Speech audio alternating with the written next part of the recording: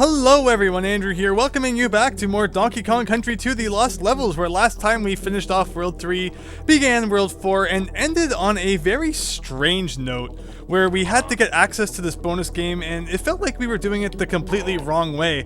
And that's because apparently we actually were, because yeah, we have these red zingers here, and I was kind of just Iron Manning my way through it, taking damage. Seemed like, it was completely wrong, and thanks to M. Rose, a commenter on my previous video of this series, of course, we have actually figured out that the way you're supposed to solve this puzzle is to hit this banana, which turns you invincible for some reason. I'm not sure why. It wasn't like there was a barrel. And then, when you touch a red zinger, you kind of just do this eternal bouncing off of it thing, rather than kill it. So that answers a lot of questions. That of course answers, how exactly we are actually supposed to reach this bonus game, as well as the question we've been asking throughout the entire Let's Play about just what happens in Donkey Kong Country 2 if you touch a zinger while you are invincible. So I'm pretty sure in Donkey Kong Country 3, if you do that, it actually kills the red, mecha buzzsaw zinger. But in this game, it actually doesn't, and it's really neat that since it's something that I don't think ever appears in the original game, in Interaction was actually programmed for it, but it went completely unused. So I feel very bad, and looking back at the previous video, it was very silly of me to, I guess, not look harder for a solution, considering it wasn't that well hidden. That banana, I should have definitely noticed it. I think if you watch the previous video, you can even see that banana appear for a couple of frames in the screen. So I definitely should have given the hack creator, the benefit of the doubt, not expecting that, they would be forcing you to take a hit, but rather that there would be a real solution. They have done such a good job on the hack up to this point that there was no reason to expect that, they wouldn't have also done a good job with that as well, and, create a real solution to that puzzle. But we have now found that thanks to M. Rose, so I definitely had to, show that to all of you, because I know that, just like myself, a lot of other people were wondering, there must be something more to it, and it turned out that there was. But that's enough worrying about the past. Let us move on to the present with Funfair Frolics, our first kind of true roller coaster level of the game. Is we had the really weird, strange roller coaster level in the last world where we kind of rode a roller coaster through the swamp in a completely unrealistic fashion, because Donkey Kong Country is all about realism. But today we are actually having a real roller coaster kind of event on the tracks, as it should be, and the color palette that we're getting here is actually the colors used for the roller coaster levels in the Game Boy Advance remake, where for some reason, instead of kind of a nighttime effect, they went for a daytime one. I'm not entirely sure why they changed that. I think I might have heard that it's because the lighter colors were easier to see on the Game Boy Advance's smaller screen, but I think it's kind of a shame, because I definitely like the nighttime atmosphere of the roller coaster levels more. Not that this is, anything wrong with this one, but even generally in real life, I like my amusement parks at night. I think it's so much fun having, all the lights lit up, and just, being up there on the roller coaster. And hey, okay, whoops, I didn't actually mean to go down that hole, but because of the awkward way that I got hit, we ended up going down it anyway, and it hilariously ended up working out. But yeah, I love, amusement parks at night, cityscapes at night, anything with, lots of lights I think looks really pretty at night. But, just general nature I think looks better during the day, like if you're going on a hike or something. Obviously the daytime is better than that, but being in the city at night with the bright lights everywhere, I think that is just such a fantastic atmosphere. So I do unfortunately feel like in this level, some of that atmosphere is lost because the daytime just doesn't do it the same as the nighttime does for me, but, I can't complain too much anyway. I guess probably their intention was, they're like, hey, look, I can change colors and make it look like it's the Game Boy Advance remake, which, I don't blame them for wanting to prove that they can do that. I'm not entirely sure how palettes work. Ugh. In Donkey Kong Country on the Super Nintendo, it definitely seems like with the different palettes we've seen so far, they can kind of just, do whatever they want. And there's not just like a couple of set ones to have to choose from. It looked like Dixie went into the barrel, but then I was for some reason playing as Diddy. That was a very bizarre moment. Do I still have both of them? Yeah. Okay, that was really strange. I mean, there was just some weird shenanigans going on overall there with the roller coaster. But anyway, also speaking about the Game Boy Advance version, now we just need to get back on track. The only Game Boy Advance Donkey Kong Country game that I played growing up was the second one. Because again, Donkey Kong Country 2 is just such a fantastic game that I definitely, when I saw it was on the Game Boy Advance, knew that it was something I had to have on the go. They do make some, of course, questionable changes. I mean, there's a couple of palette ones like that, which, again, I'm pretty sure that's just because, some kind of, because the screen was smaller nonsense that they feel like they had to do that. But they also added in some other things, like, I think all of the Game Boy Advance Donkey Kong Country games had additional mini-games added in. There's definitely something to the left over here. Yes, there's a cannon. And the cannonball's probably up here. Oh, no, we got one of those guys. Almost totally threw me off. Which are just weird. Like, I mean, there's like some racing ones and some fishing mini games, and I didn't feel like that those ever really added anything to the Game Boy Advance remakes. It just kind of felt like, extra added in fodder that you had to deal with. That wasn't all that fun. Like, if I wanted to play mini games, I'd play a video game, with intended mini games in it, not a platformer with just mini games sandwiched in that didn't feel like they belonged. And the problem was that they were mandatory too, because I believe that they gave you DK coins. The Game Boy Advance version of Donkey Kong Country 2, I believe, has more than just 40 DK coins. I believe that you actually get them from completing those mini games. So I wasn't really a huge fan of that overall. I mean, it wasn't too big of a deal, but it's just weird. Like, why did they feel the need to add those things in? Also, the Game Boy Advance games, I believe, have cameras that you pick up from time to time, which are kind of like, they're another collectible, almost like DK coins, where most levels have them hidden in some kind of place. Okay, that's weird. Now we have double roller coaster going on, and that Okay, I think that having two roller coasters actually caused some kind of bizarre thing to happen when I tried to jump. Is I think I was riding on one roller coaster, but when I jumped, it acted as if I was in the position of the other roller coaster. That was just strange all around. Overall, this level isn't going super well, but it's also going well at the same time. So, make that of it what you will. And I, for some reason, thought that I was going to drop down into another track. As you can see, though, I have 2 lives left. Because, again, I did turn the game off, and I did, of course, lose everything when that happened. And the problem with this kind of point in the game, and I remember this so much. Okay, so you see that one, you drop down to the track, and it looks like you're not going to. So then with this one, I always think you're going to drop down to another track, but you actually have to make this massive jump. But at the beginning of World 4 here, you save right after the first level, and you do not access Funky's flights until after the 3rd level, which makes it very difficult to kind of go back and collect any sort of lives or items, coins rather, that you may need, to help get yourself through the world. Especially considering that the 3rd level of this world is Bramble Scramble, and as a kid, probably, I mean, it might even still be one of the most difficult levels in the original Donkey Kong Country 2. It's just, again, we talked about Bramble levels in the last part, spikes everywhere, out to kill you, and that level really demands a lot of you, like, trying to fly through it with squawks and such, and there's a lot of, zinger shenanigans going on. It is very tough. So as a kid, I was just stuck in World 4 for such a long time, because I had no way to access any way out of it until I was finally able to beat Bramble Scramble. And you can bet that the second I did, I paid Funky's flights and I went back to, another world and saved. Actually, I mean, technically I could have saved in, the world I was already in, since you unlocked that after the first level. But still, it was just so nice to finally be able to escape Krazy Kremland after all that. Okay, so yeah, we're not going to grab that one this time, because I believe that's what screwed us up last time. Definitely gonna have to go back into the footage and have a look at that one, because it really feels like some sort of strange shenanigans are going on. Thankfully, though, I think we are approaching the end of the level here, and I believe that we found everything. I believe that we had the question mark, or the exclamation mark, and the DK coin symbol. And before we get into that barrel, we're definitely going to have a bit of a look around here. So it feels like there should probably be some secrets. No? You can't even interact with that little ledge there? Huh. That's very strange. And yeah, we definitely want the G here. Again, to get that kind of one-up that we were talking about, because we only have 2 lives to get through the next 2 levels with, which is kind of very nerve-wracking. Definitely would have liked to have accumulated a couple of more of those before that. But yeah, so that's the first real kind of, roller coaster level. And it's funny because the last one, it was really more of just like a mashup of things. It didn't really feel like a traditional Donkey Kong Country 2 roller coaster level, but that one definitely had everything in it that a roller coaster level should. Coming up next, though, is Tarantula Treasure. And this level is actually not of the Bramble variety, as Bramble Scramble normally in this position would be. Did we have to get that? I think that, yeah, if you try to jump over the Tarantula barrel, there's a kind of like a weird arrow barrel there that forces you to go into it. Also, yes, Squidder cannot jump on top of enemies. I feel like, I don't know, this would probably be an easier level if you didn't have, you know, Squidder to have to deal with.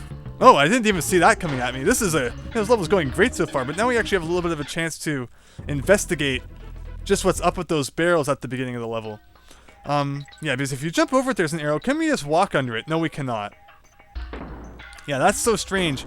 I guess that maybe if you had Dixie or something, you could throw, you know, the character up and over it and maybe skip it. But they really wanted you to become Squidder. I guess we will have to comply. I never noticed when I played the mine levels as a kid that they're all very vertical.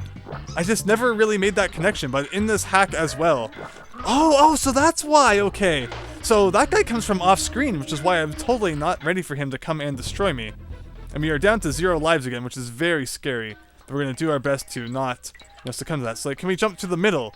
Well, that was a terrible attempt at trying to jump to the middle. Also, there's definitely a DK barrel, you know, not too far into the level, which I want to grab.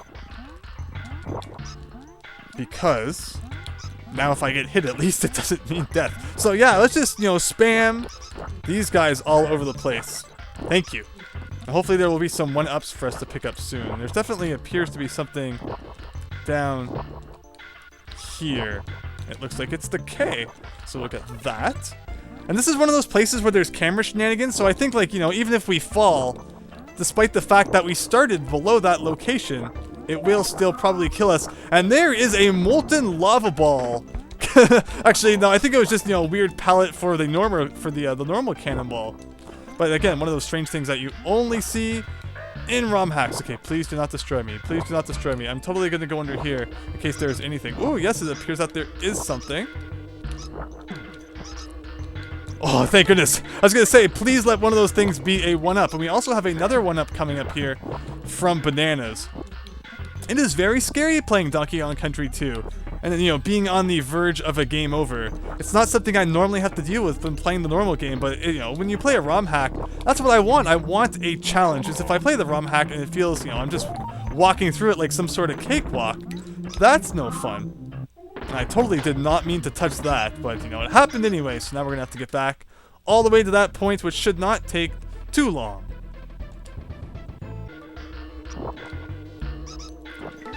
That feels almost similar to in Super Mario World, when you kind of swim underneath the platforms in water levels, and you can't actually see yourself, but you're just barely hanging on to the edge of existence. I don't know, for some reason that kind of spot gave me that little bit of an impression. So we really need to be careful for those guys who shoot the cannonballs downwards. I feel like, yeah, that's where they're coming from. Yeah, I don't know. Those guys feel kind of like a bit of a cheap trick, because how are you supposed to be ready for that if you do not know that they're there? Also, I think there's a coin here.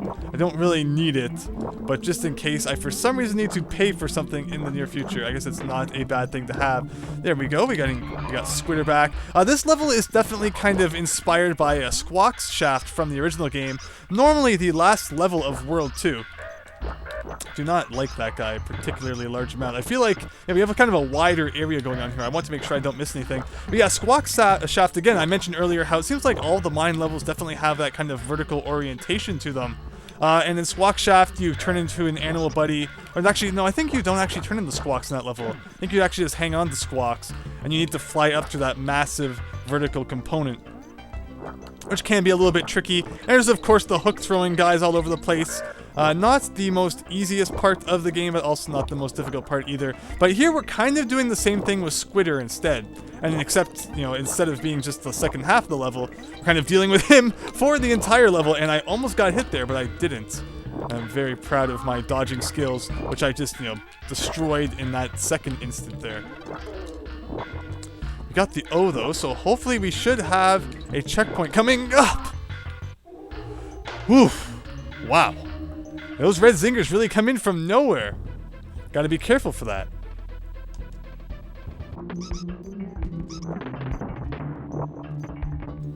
Look at the weird palette of that guy. I'm not sure why sometimes people's palettes do not load correctly. That's just kind of one of those weird situations of that, though. It always seems to be like, you know, the cannonball had that problem too, where it loaded as like a weird red color. Not totally sure why that happens, especially considering it's like, I mean, I don't know. Like, there's not really, doesn't seem like there's any excuse for it to be loading, you know, a different palette at that time and for it to accidentally, like, you know, show the wrong one for a second. Not quite sure. Anyway, this is definitely going to be another part where, I don't know, maybe once I edit it out, it won't be too long. But I noticed in particular, the last part was like 27 minutes long. So things are definitely starting to pick up in this game. Okay, thank goodness, there is the checkpoint. Hopefully I did not miss anything kind of below this platform, as it does not look like we are able to go back down. But yeah, the levels are definitely becoming longer, they're becoming more difficult. I'm really curious, you know, just how long parts are going to be once we get to even the later game, like, you know, World 5 and 6 are definitely going to be, you know, have some time-consuming levels for sure. So, kind of excited to see just where that goes. But here, this is, you know, it's only World 4, and this is normally, as I mentioned, one of the Brambles levels. So keep in mind that since this isn't a Brambles level, and this is rather, you know, the missing mine level from the second world, that we're going to be encountering that Bramble level at some point later on in the game. So if it's not in World 4, it's going to be, you know, even more difficult. In an even more difficult position by the time we reach it. And that, again, these cannonballs are definitely my mortal enemy. But hopefully we'll be able to get by them. Haven't found any bonus games in this level yet. So we're definitely going to have to keep our eyes open for those. And I'm just very good at jumping up into enemies. See, like, I think that last time, that's one of the guys that had kind of the weird palette, but that time he loaded just fine. Alright, so we need to be careful of the kind of raining cannonballs here, which then are not falling at this moment. Like, so that's just so strange how those guys work. And especially when they're, you know, above the screen and you're not able to see them, totally seems unfair in about 7,000 different ways. But, you know, when you play a ROM hack, you should never be complaining about things being unfair because, I mean, you kind of expect that to be how things work to begin with, but especially with a hack of this quality, I mean, you don't usually expect things to go, you know, from fair to unfair in an instant like that. And those guys, I mean, they're not, I mean, they're not unfair, like, you know, a question mark block in Mario World when you're about to jump over a hole or something like that. But there's definitely a sense of, like, you know, if you can't prepare for something or know that something is coming and then you get hit by it, it doesn't feel like the best game design ever. Also, those guys, you know, they totally turn to whatever direction, you know, you are.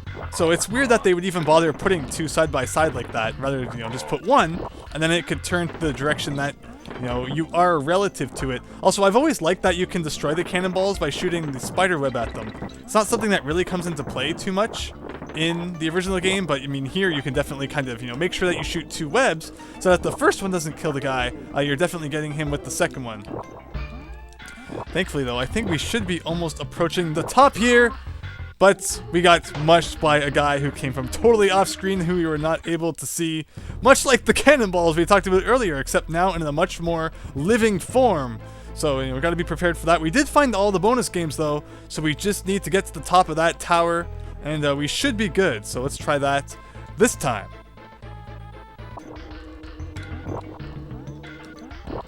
Aha, so being taken back in the level actually gives me an opportunity to show this off. How you can totally break the level by doing some camera shenanigans, hilariously enough. You know, the camera killed me that one time back in World 3, but now I'm the one who gets to take advantage of the camera.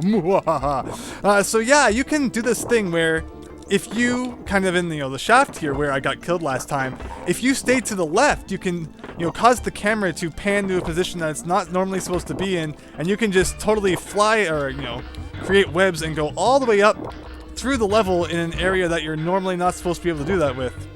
And I think that we are just about back to where we died last time. That guy jumped on us. So there you go. Because I died, you all got to learn a totally legitimate secret in Donkey Kong Country 2. You lost levels. Although, I mean, I don't think I missed anything down there. The reason I actually found that was because back when I originally played this, I was looking for the DK coin, and this, you know, I was trying all sorts of weird things out and totally came across the fact that you can, you know, take advantage of the camera. So once you get the bonus game kind of at the bottom of this vertical portion, there isn't actually any reason to climb up through it, so it's almost like a warp barrel in a way. You know, take advantage of what you can, I suppose. These guys are not being very nice, though. I do kind of worry about having to shoot them. Thankfully, though, you can, of course, control Squidder's webs in a way by, if you're holding up when you shoot it, it will kind of, you know, curve upwards, and it's definitely useful for positions or situations like that where you don't want to jump into the line of fire. So just, you know, hold upwards and, you know, get your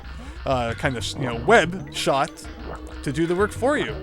We should be approaching the top though, and of course you will notice that we haven't found the DK coin I was just talking about yet, and that is because it is actually right near the end of the level in a very tricky kind of position that took me quite a few playthroughs to find, because you're just not expecting it. Like here, so we're at the end, and the first thing you're going to notice is the 2 no squitter signs. So I mean, that's going to totally grab your attention, but what you really need to do here, in something that's not very obvious at all, is continue working your way upwards. And the DK coin is actually hidden just out of sight. So here with the 2 signs, it's funny because, I mean, when you play the original Donkey Kong Country 2, you don't really put too much thought into how these things work. But it appears, based on what I've seen in this hack, that depending on which sign you pass, the reward that you get is actually different. So if we pass this one, we get a coin, where I think that if we pass the upper one, we get a 1-up. You know what? I'm so curious that we're actually going to replay the entire level, cut through it, of course, obviously, just because I kind of want to see what the prize is for doing the top one. So we got a coin for the bottom one. Let's see what the top one is. And of course, we beat the level with Diddy. We haven't been paying too much attention to who we beat levels with, but, you know, not too much to complain about there in terms of beating it with Diddy. So let's check out that second sign. And of course, right here, we were asking about, can we get past this barrel? I'm rather curious. So there you go. So how much of the level can we go through without Squitter? Although it seems like it would probably be a really bad idea. So I'm gonna grab Squitter, and if there is any point, and when it looks like we, you know, would not be able to get past with him, I'll make note of it. Yeah, so once you get to this point right here, there's no way that you would be able to pass with just both not animal buddies, with just both Diddy and Dixie. You would definitely need Squitter to proceed on. So it's interesting that you can get past the Squitter barrel without transforming, although it will eventually be your downfall. So I guess you gotta take it, as the game rather kind of forces you to. Anyway, but we're gonna get this 1-up balloon because of course we're going to take, you know, a chance to get more lives if we can. If we don't, you know, die in silly and hilarious ways like it seemed like we were almost trying to do right there. And yes, we will, again, you know, rejoin at the end of the level just to see what that second no squitter sign is all about.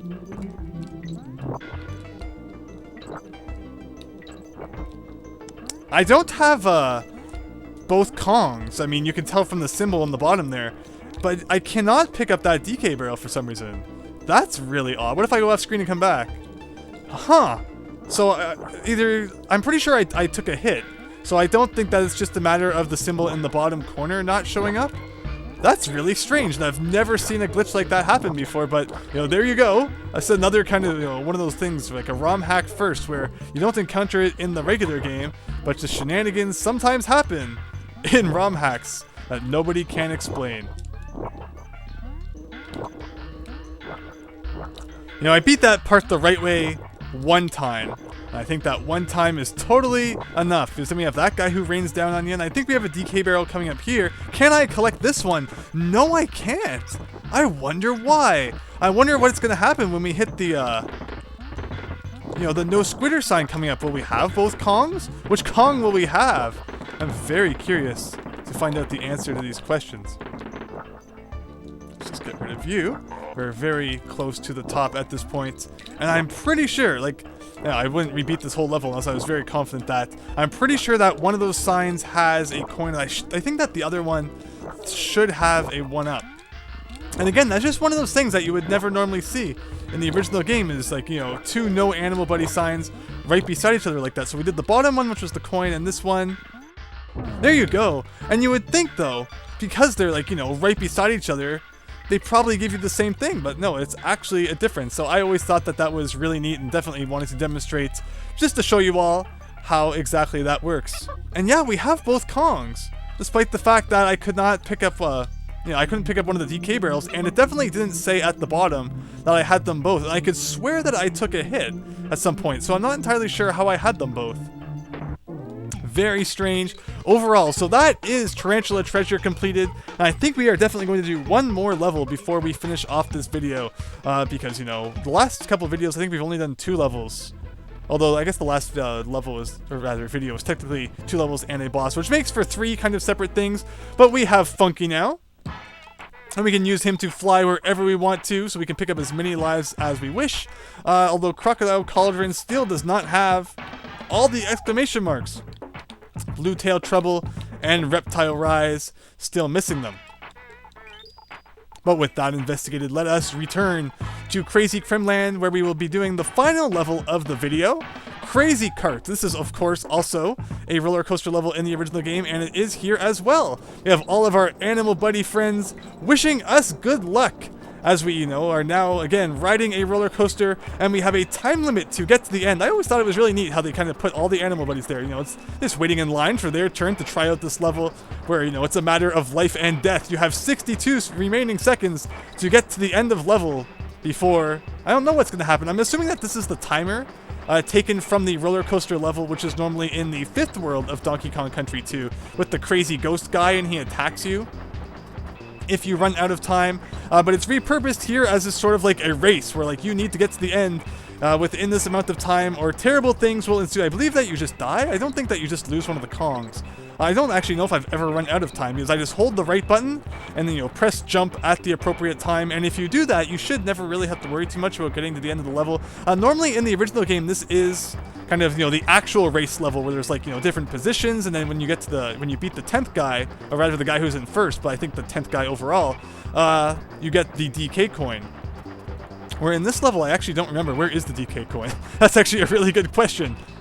Although we only have a couple of seconds left, hopefully we have enough time to make it. Again, like I said, I just hold the right button, press the jump button when I need to, and there you go!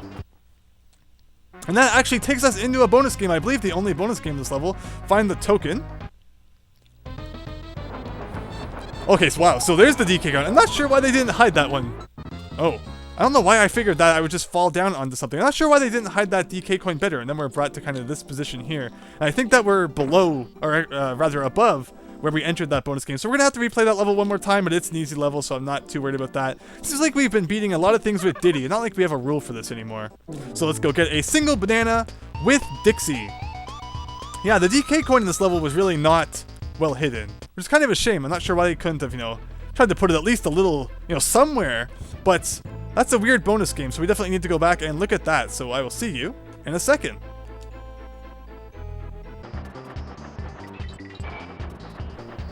Alright, here we go again. Also, I just realized that this level actually uses the night palette that I was talking about for the roller coaster levels, rather than, you know, the previous one that we did. Well, actually, now here we are back to the daytime one again. There's the extremely world's easiest DK coin to find. So we jump here, and this thing shoots us backwards. I'm not sure where we're supposed to end up on this. Okay, and now we're going forward. There's all the Kong letters. There's the bonus game. I feel like I did something wrong there. I don't think I was supposed to get back onto the rail that we started on. I think that we were supposed to originally go down onto that lower rail, collect the Kong letters, and then, you know, go back again and get the bonus coin. I don't know. That was strange. But with that said, that is, like, I think the 3 levels that we are going to be doing today in Donkey Kong Country 2, the Lost Levels.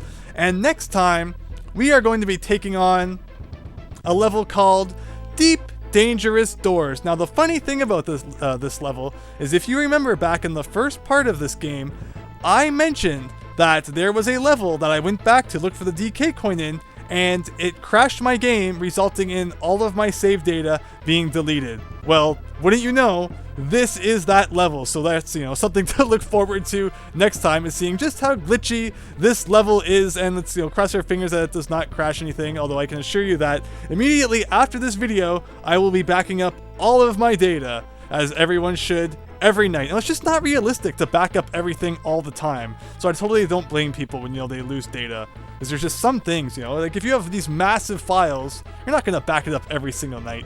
Anyway, that's a rant for another day. So thank you very much for watching this part of Donkey Kong Country 2, the Lost Levels. I hope you enjoyed. And I hope you'll join me next time when we finish off World 4 and deal with the glitchiest level of them all. So thanks, and see you later.